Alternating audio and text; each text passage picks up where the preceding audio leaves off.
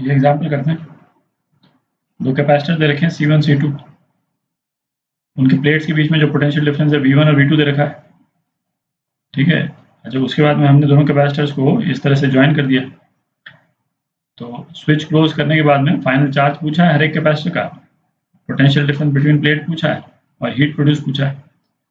अच्छा, ये दोनों कैपेसिटर्स के वैल्यूज भी दे रखे हैं, ये लिख लेते हैं। C1 जो है 1 माइक्रोफैरड, C2 कितना है 2 माइक्रोफैरड, V1 कितना है 25 वोल्ट और V2 है 10 वोल्ट।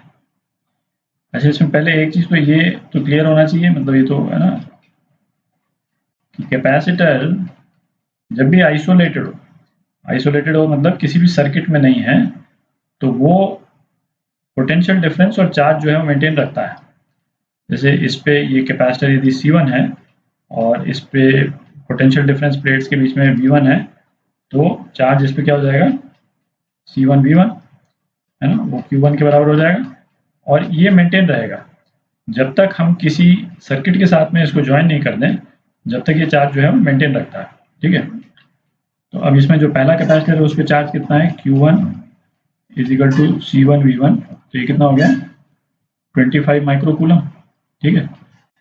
और जो दूसरा कैपेसिटर है उस पर charge Q2 is equal to C2 V2, कितना हो गया 20 माइक्रो कूलम, ठीक है। ये जो हमने जो चार्ज जो निकाला है, तो प्लस Q1 इस प्लेट पे है, ठीक है, माइनस Q1 जो है वो इस प्लेट पे है जिस पे नेगेटिव अपन शो कर रखे हैं, क्योंकि कैपेसिटर्स का जो ओरिएंटेशन है वो भी दे रखा है ना, पॉजिटिव प्लेट कौन सी नेगेटिव प्लेट कौन सी वो भी दे रखा है, तो वो रेलेवेंट है काफ़ी। अच्छा, यहाँ पे प्लस Q2 जो है वो इस वाली प्लेट पे है और माइनस Q2 जो वो इस वाली प्लेट पे है, ठीक है। तो अब जैसे हमने स्विच को बंद कर दिया, तो अब जैसे ये वाला पोर्शन देखें आप, ये वाला पोर्शन, इस वाले पोर्शन में क्या है Q1 प्लेट, मतलब जो ऊपर वाली प्लेट जिस पे चार्ज Q1 है, ये वाली प्लेट जिस पे चार्ज Q2 है, ठीक है। अच्छा, अब ये चार्ज जो है वो एस्केप तो कर ही नहीं सकता, इसी पोर्शन में रहेगा जो मैंने ये ग्रीन से जो बनाया है, ये सर्किट के लोअर हाफ में तो जा ही नहीं सकता क्योंकि कोई लिंक ही नहीं है ना। चार्ज जो है वो ये एयर के थ्रू जंप तो करेगा नहीं, ठीक है। तो ये चार्ज जो है वो इसी पोर्शन में, ग्रीन वाला पोर्शन जो मैंने बनाया है, मतलब इसमें सर्किट का देखें तो इस प्लेट से लेकर के दूसरे प्लेट यहीं पे ट्रैप्ड रहेगा, ठीक है। तो जो रिडिस्ट्रीब्यूशन होना है वो इसी पोर्शन के अंदर होना है, ठीक है।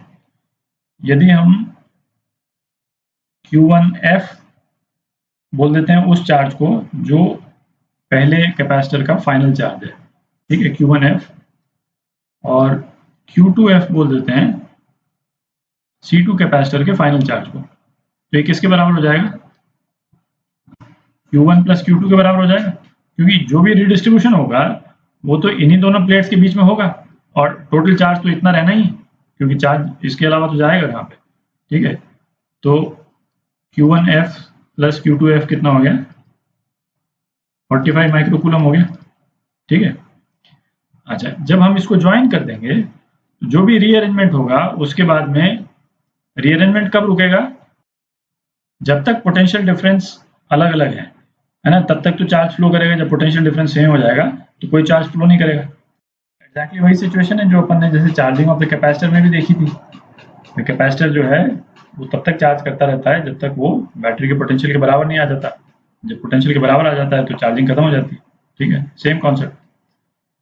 अच्छा, तो final potential difference between plates दोनों कैपेसिटर का कॉमन हो जाएगा, सपोज उसको V बोल देते हैं, तो V कितना हो जाएगा Q1F बाई C1, और V ये भी हो जाएगा Q2F बाई C2, ठीक है। तो इसका मतलब क्या निकला कि Q1F by 1 is equal to Q2F by 2, ठीक है। अपन ने वैल्यूज डाल दी C1 C2 की, तो Q1F की वैल्यू यहाँ से लेकर के इस वाले में डाल देते हैं, एक इक्वेशन ये और दूसरी इक्वेशन ये, तो इक्वेशन 2 से लेकर के इक्वेशन 1 में डाल देते हैं, तो क्या हो गया Q2F बाई 2 प्लस Q2F, ये कितना हो गया 45, तो Q2F आ गया आपका 30 माइक्रोकूलम, ठीक है, और Q1F कितना आ गया 15 माइक्रोकूलम, ठीक है। तो ये तो हो गया फाइनल चार्ज ऑन कैपेसिटर्स। अब ये रिजल्ट आ गया, तो अब कॉमन पोटेंशियल डिफरेंस निकाल सकते हैं। वो कितना हो जाएगा, V जो है वो Q1F अपॉन C1, तो कितना हो गया 15 वोल्ट हो गया, है ना। इससे Q2F अपॉन C2 से भी निकालेंगे तभी 15 वोल्ट ही आएगा। तो ये आपका पार्ट बी हो गया, ठीक है। सी पार्ट करते हैं। सी पार्ट में क्या पूछा, हीट प्रोड्यूस्ड। तो हीट प्रोड्यूस्ड जो होगी वो होगी initial energy, internal energy stored in capacitors minus final energy stored in capacitors, ठीक है। तो initial energy stored in capacitors क्या है, half C1 V1 square plus half C2 V2 square,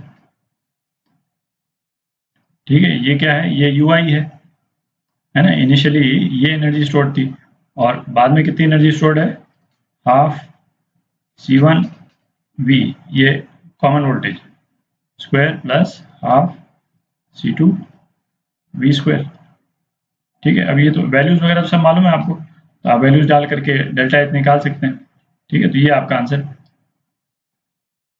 और इसको न्यूमेरिकल फॉर्म में आप निकाल लीजिएगा, ठीक है। सारी वैल्यूज मालूम है अपने को। अच्छा, इस क्वेश्चन पे डिस्कशन खत्म करने के पहले ना एक चीज़ देख लेते हैं, एक इसका वेरिएशन देख लेते हैं। जैसे यहाँ पे अपन ने जो इनको कैपेसिटर्स को ज्वाइन किया था, तो इनके पॉजिटिव और नेगेटिव चार्ज का ओरिएंटेशन इस तरह से था। यदि इसमें एक कैपेसिटर का ओरिएंटेशन हम उल्टा कर दें, है ना, नेगेटिव ऊपर कर दें पॉजिटिव नीचे कर दें, तो क्या होगा, है ना। उसको थोड़ा सा ब्रीफली देख लेते हैं, है ना। सारा एनालिसिस सेम है, एक एस्पेक्ट थोड़ा देखना पड़ेगा आपको, है ना। करते हैं इसको जरा, नेगेटिव ऊपर कर देते हैं पॉजिटिव नीचे कर देते हैं। C2 कैपेसिटर का ओरिएंटेशन हमने उल्टा कर दिया। अच्छा, Q1 Q2 तो सेम ही रहेगा।